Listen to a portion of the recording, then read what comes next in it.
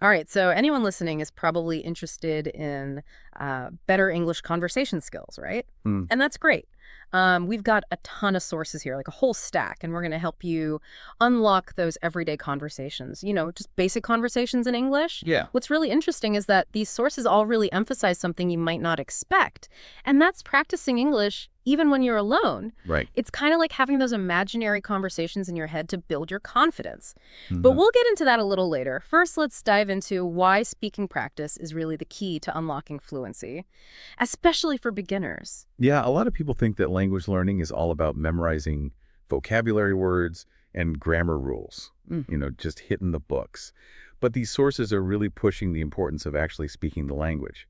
It's kind of like you wouldn't expect someone to become like a great musician by just reading sheet music, right? Mm. You have to actually play the instrument.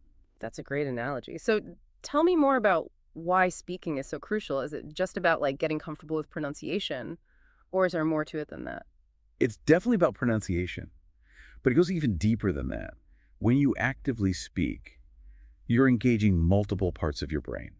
You're recalling words, constructing sentences, and adapting to the flow of conversation. Like all in real time. It's like a mental workout, you know?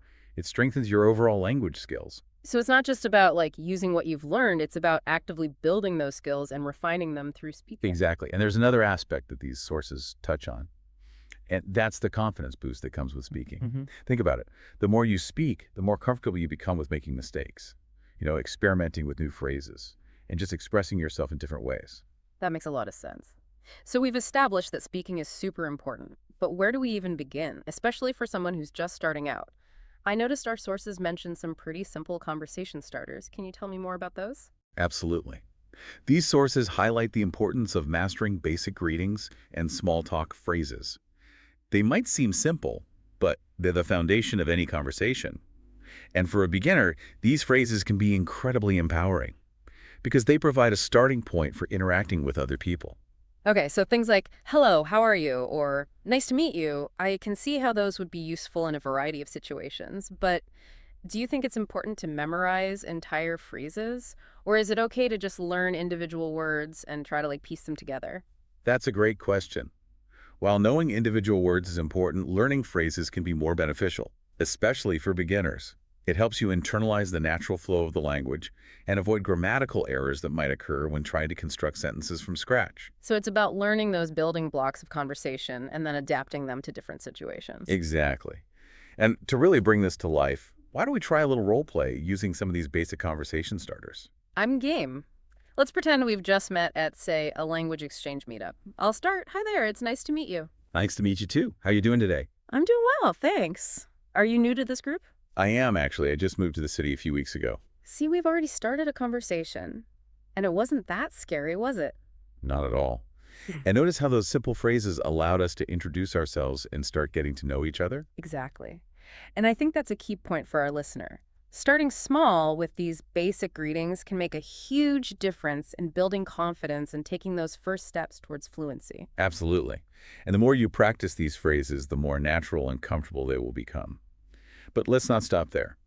Our sources also mention some useful phrases for everyday situations beyond greetings. Things like ordering food, asking for directions, or even just making small talk about the weather. Yeah, they really compiled a lot here. It's like a cheat sheet for real life conversations. So, what are some of the situations they cover? Oh, they've got you covered for everything. From ordering food at a restaurant, asking for directions, making small talk about the weather, even handling those phone calls. Pretty comprehensive. That's amazing. I'm curious, do you think it's better to try to memorize these phrases, like word for word, or to try and adapt them based on the situation? Hmm, that's another great question.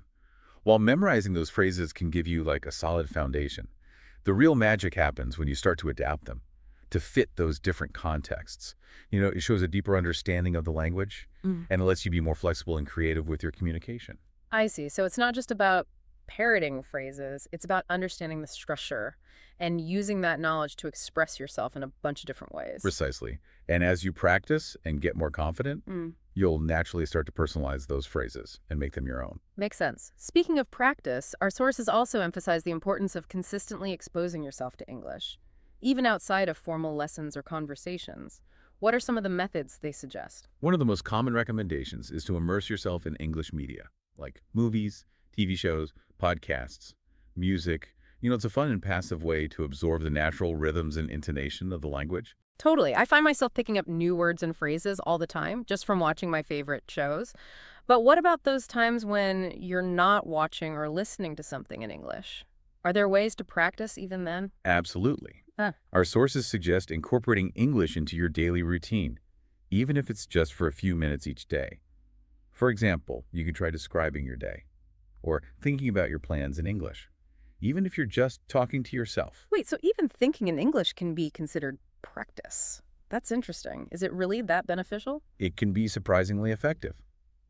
By consciously thinking in English, you're training your brain to process information and form thoughts in the target language. It helps bridge the gap between passive understanding and active communication. That's fascinating. It's like you're creating a mental space where English becomes more natural and intuitive. And I imagine this kind of mental practice can also help build confidence for those times when you do have to speak out loud. Exactly. It's all about creating as many opportunities as possible to engage with the language, both mentally and verbally. And speaking of verbal practice, one of the most important tips these sources highlight is finding a speaking partner. Ah, yes, the good old language exchange partner. I've heard so much about the benefits of practicing with someone else, but I'm curious to hear your take on it. What makes it so effective? Well, for one thing, it provides real-time feedback and interaction. You get to test your skills in a dynamic environment and learn from your mistakes as you go. It's also a great way to build fluency and confidence because you're forced to think on your feet and adapt to the flow of conversation. That makes a lot of sense, but I think a lot of people, especially beginners, might be intimidated by the idea of practicing with someone else. Any advice for overcoming those initial nerves? It's completely natural to feel nervous, especially when you're just starting out. But remember, everyone makes mistakes. And the whole point of practicing with a partner is to learn and improve together. It's about creating a safe and supportive space where you can experiment with the language without fear of judgment. That's a great point. It's about embracing the learning process and seeing mistakes as opportunities for growth, not setbacks. And speaking of embracing the learning process, I noticed our sources have included a fun role-playing scenario to help us practice some of these everyday phrases. Are you ready to give it a try? Absolutely. I love a good role play. It's the perfect way to put those skills into action and experience the real-world application of what we've been discussing. What scenario are we tackling? Okay, get ready for this. We're going to a coffee shop, a classic situation where even basic English skills can go a long way. Ooh, I'm already craving a cappuccino. I'll be the barista. You be the customer. Ready? Yeah. Let's do it. I'm walking in. I can smell the coffee beans already. Hi there. Welcome to the Daily Grind. What can I get for you today? Okay, I'm approaching the counter. Hi, I'd like to order a cappuccino, please. Coming right up. Mm. What size would you like? We have small, medium, and large. Decisions. Decisions. I'll take a medium, please. All right, one medium cappuccino. Anything else for you? No, that's all. Thank you. Your total is $4.50, cash or card. Card, please. Great.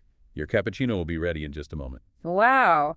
I actually feel a little more confident just from that short interaction. It's amazing how far a few simple phrases can get you. I know, right? Mm. And it's not just about ordering coffee. Yeah. These same skills can be applied to tons of other situations.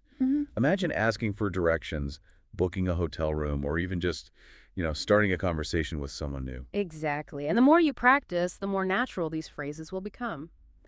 Speaking of practice, I'm curious to hear your thoughts on one of the tips our sources emphasize. Not being afraid to make mistakes. It sounds simple enough, but I think it can be one of the biggest hurdles for language learners. Oh, absolutely. Mm. The fear of making mistakes can be so paralyzing. But it's important to remember that mistakes are a necessary part of the learning process. Every time you stumble over a word or phrase, it's an opportunity to learn and improve. I love that perspective. Instead of seeing mistakes as failures, we should see them as stepping stones to fluency. Exactly. And, our sources offer some really great advice on how to embrace those mistakes. They suggest focusing on communication rather than perfection. It's more important to get your message across than to worry about every single word being grammatically correct. So true. It's about being willing to experiment, try new things, and to learn from those experiences, even the messy ones. And speaking of experimenting, our sources made a really interesting point about learning phrases not just isolated words. Yeah, I remember you touched on this earlier. It's about learning those pre-built chunks of language that you can then adapt to different situations. Can you give me an example of how that works in practice? Sure. Imagine you're at a store and want to ask for help finding something. Instead of just knowing the word help, you can learn the phrase, "Excuse me, can you help me find?" That way you have a ready-made structure that you can easily plug different items into. Yeah, that makes so much sense. It's like having a toolbox full of ready-to-use language tools that you can grab whenever you need them. Exactly. And the more phrases you learn, the bigger and more versatile your toolbox becomes. I love that analogy, and I think it really highlights the value of this deep dive. We've gone beyond just listing tips and tricks. We've explored those underlying principles of effective language learning and how they can be applied to everyday conversations. Absolutely. We've talked about the importance of speaking practice, the power of simple conversation starters, the benefits of learning phrases, and even the value of embracing mistakes. It's a holistic approach to building confidence and fluency. And speaking of confidence, I think our sources left us with a really thought-provoking question to consider. They ask, what's one small step you can take today to practice your English conversation skills? That's a great question. It really emphasizes the idea that progress is about taking consistent action, no matter how small. It could be anything from practicing a new phrase to watching an English TV show to even just thinking in English for a few minutes. Exactly. Every little bit counts. And I think the key takeaway here is that fluency isn't a destination, it's a journey. It's about embracing the process, enjoying the ride, and celebrating those small victories along the way. And never forgetting the joy of communication, because ultimately that's what language learning is all about, connecting with others and experiencing the world in a new and exciting way. So to our listener, keep exploring, keep practicing, and keep those conversations flowing.